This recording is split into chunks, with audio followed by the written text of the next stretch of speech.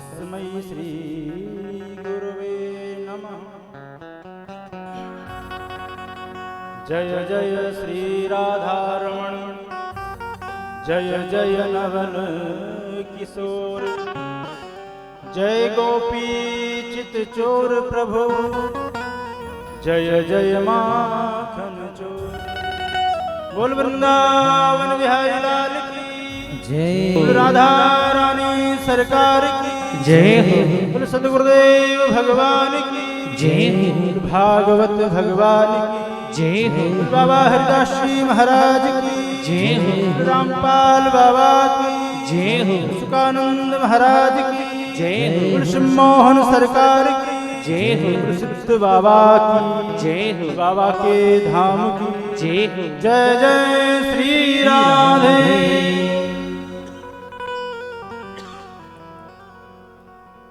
आइए सर्वप्रथम मन और वाणी को पवित्र करने के लिए, क्योंकि आज इतना दिव्य और भव्य शुभ अवसर है जो हमारे श्री सिद्ध बाबा की कृपा से ऐतिहासिक जो 51 कुंडी यज्ञ हुआ था, आज उसी की वर्षगांठ के उपलक्ष्य में श्रीमद् भागवत कथा का आयोजन हो रहा है।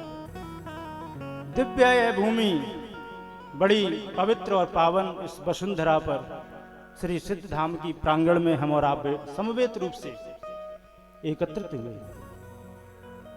अनंत श्री संत श्रोमणी परम अंशाचार परिव्राजकाचार हृदय सम्राट श्री श्री 1008 सिमोहन सरकार के सम उपस्थिति में अनेक दिव्य शक्तियों के भावमयी उपस्थिति में यह दिव्य और भव्य अवसर हम लोगों को प्राप्त हुआ है। इसलिए बड़भागी हैं हम कि आज इस धाम पर, इस धरा पर यज्ञ भगवान तो साक्षात नारायण का स्वरूप होते हैं, और इस यज्ञ की पावन धरा पर जहां हम और आप बैठे हैं, यहाँ यज्ञशाला हुई थी। पवित्र प्रांगण में बैठ करके, बाबा के चरणों में बैठ करके, श्री सरकार के नेतृत्व में हम सब लोग उनके समुपस्थित होकर के आज दिव्य और भव्य से श्रीमद् भागवत ज्ञान गंगा में अवगाहन करने के लिए सब लोग एकत्रित हुए हैं। हमारा मन इधर उधर भटकता रहता है, जब देखो तब बैठे यहाँ, लेकिन न जाने आज वहां जाना है, कल वहां जाना है। इसलिए सबसे पहले मन को एकाग्र करने के लिए, क्योंकि मन एकाग्र नहीं होता है। गीता में जब भगवान ने अर्जुन को गीता का श्रवण कराया, अर्जुन पूजा करने के लिए, अर्चना करने के लिए सामग्री लेकर के प्रभु के पास आए। अर्जुन ने कहा, प्रभु मुझे पूजन करना नहीं आता है। भगवान ने कहा, मैं बताऊंगा। भगवान बताने लगे, अर्जुन पुष्प चढ़ाओ, अर्जुन ने चढ़ा दिए। फल चढ़ाओ, अर्जुन ने चढ़ा दिए। अंत में भगवान ने कहा, अपना मन चढ़ाओ। तो अर्जुन ने क्या कहा पता है? चंचलम ही मना कृष्ण। हे कृष्ण, हे द्वारिकावासी, मन तो बड़ा चंचल है, हम कैसे चढ़ाएं, क्योंकि हमारे बस में ही नहीं है। क्या कोई उपाय है? तब भगवान ने कहा, सिर्फ एक ही उपाय है। इस मन रूपी पंछी को हमारे चरण रूपी पिंजड़े में हमेशा के लिए कैद कर दो। नाम का उच्चारण करते रहो और आपका मन एकाग्र हो जाएगा। आइए हम आप भी अपने मन को एकाग्र करने के लिए इस पांडाल से कहीं भाग ना जाए। नौता खाने में आजकल इधर उधर बहुत सारा गए। बोलो राधे राधे। सबसे पहले प्रभु का नाम बड़े भाव से तालियों के साथ। हे गोपाल राधे कृष्ण गोविंद गोविंद। हे गोपाल राधे कृष्ण गोविंद गोविंद।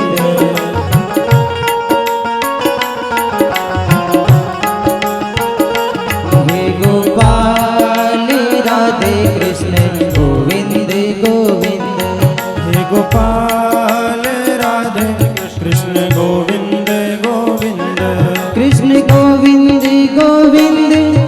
राधे गोविंद गोविंद कृष्ण गोविंद गोविंद राधे गोविंद गोविंद कृष्ण गोविंद गोविंद राधे गोविंद गोविंद कृष्ण गोविंद गोविंद राधे गोविंद गोविंद हे गोपाल राधे कृष्ण गोविंद गोविंद हे गोपाल राधे कृष्ण गोविंद गोविंद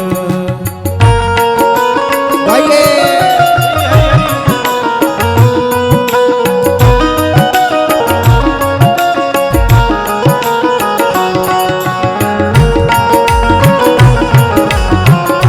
मीठी मीठी तालियों की सेवा करते हुए उठाइए पूरे पूरे हाथ हे गोपाल राधे कृष्ण गोविंद गोविंद हे गोपाल राधे कृष्ण गोविंद गोविंद हे गोपाल राधे कृष्ण गोविंद गोविंद हे गोपाल राधे कृष्ण गोविंद गोविंद कृष्ण गोविंद गोविंद राधे गोविंद गोविंद कृष्ण गोविंद गोविंद राधे गोविंद गोविंद कृष्ण गोविंद गोविंद राधे गोविंद गोविंद कृष्ण गोविंद गोविंद राधे गोविंद गोविंद हे गोपाल राधे कृष्ण गोविंद गोविंद हे गोपाल राधे कृष्ण गोविंद गोविंद हे गोपाल राधे कृष्ण गोविंद गोविंद हे गोपाल राधे कृष्ण गोविंद गोविंद आगे बिहारी लाल की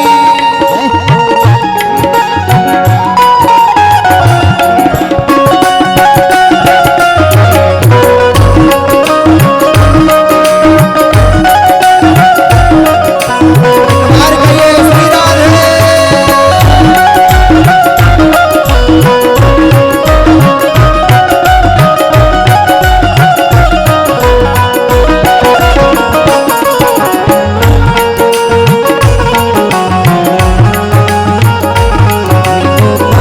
गोपाल राधे कृष्ण गोविंद गोविंद हे गोपाल राधे कृष्ण गोविंद गोविंद हे गोपाल राधे कृष्ण गोविंद गोविंद गोपाल राधे कृष्ण गोविंद गोविंद कृष्ण गोविंद गोविंद राधे गोविंद गोविंद कृष्ण गोविंद गोविंद राधे गोविंद गोविंद कृष्ण गोविंद गोविंद राधे गोविंद गोविंद कृष्ण गोविंद गोविंद राधे गोविंद गोविंद हे गोपाल राधे कृष्ण गोविंद गोविंद हे गोपाल राधे कृष्ण गोविंद गोविंद हे गोपाल राधे कृष्ण गोविंद गोविंद हे गोपाल